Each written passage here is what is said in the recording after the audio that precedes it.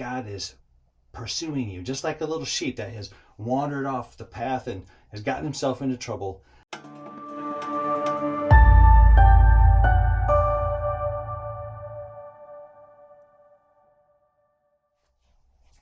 Hello, welcome to Rejoicing Bones. My name is Russ, and you're here for Psalm Sunday. We're doing Psalm Sunday because in the last 5 years, I've come to learn that there's absolutely nowhere on earth or even in the Bible that directs us towards the joy of the Lord as much as the Psalms do. Today, we're going to look at Psalm 23, and I think you'll see something in here today that you may have never seen before. Maybe you have seen it, but you've never really given it a lot of thought, and that's what's so special about looking at Psalm 23 today. Please stick with me to the end, because in the end you're going to see where David really finds that his needs are being met. Verse 1, Psalm 23. The Lord is my shepherd, I lack nothing. He makes me lie down in green pastures. He leads me beside the quiet waters. He refreshes my soul. Even there, we can see that David feels that God is putting him in the most happiest of places. He lacks nothing, he says. He doesn't need anything else. Why is he saying that? Because God makes him to lie down in green pastures? Because he refreshes his soul? Yeah, partly. But that's not exactly it. He guides me along the right paths for his name's sake. Some versions say he guides me in paths of righteousness for his name's sake. For his name's sake. He keeps us righteous. He helps us grow. He sanctifies us. He makes us more like Jesus. And not just so that we can be happier, but because he is glorified that way. Let's just keep that in mind. But that's not what David is exactly getting at when he says that he lacks nothing.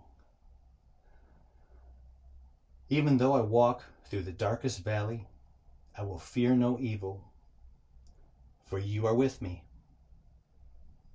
Your rod and your staff, they comfort me. So David here is saying that even though he walks through the darkest valley, or as the old King James says, though we walk through the shadow of the valley of death, I will fear no evil. In verse 4, we see that David is finding a lot of comfort because God is with him. Now I think we're getting somewhere. David is lacking nothing because no matter what he's going through, where he's at in his life, going toward eternity, God is with him. And he is comforted no matter what the circumstances are. You prepare a table before me, in verse 5. In the presence of my enemies. You anoint my head with oil, my cup overflows. Wow. He doesn't just prepare a table for him, but he does it in the presence of his enemies. David is coming out victorious, and he's having his head anointed as his cup overflows. God doesn't just give him what he needs. He gives him everything and more. Surely goodness and love will follow me all of the days of my life, and I will dwell in the house of the Lord forever. Now, when that says, surely your goodness and love, I think I said mercy. That's what the King James says. I've looked up that word love. It's loving kindness, it's patience, it's mercy. So many different things are wrapped up into this word. And I don't know which one's the best one. I'm not a Hebrew scholar, but I love the old, surely your goodness and mercy will follow me. But the key thing I want to point out here is that God's love and mercy and goodness will follow him. Follow in this context is more than just having someone come behind you and follow you. It's talking about being pursued. It's talking about this relentless coming after you. No matter what you're doing, where you're going down this path, and God is pursuing you, just like a little sheep that has wandered off the path and has gotten himself into trouble. God's going to pursue you, and I just think that's wonderful. But yet, that's not exactly what David's getting at when he says that he has all he needs.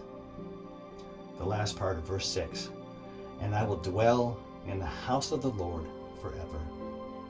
Oh, folks, the key word, you can see it. He says forever. I will dwell in the house of the Lord forever. He's going to be with God forever.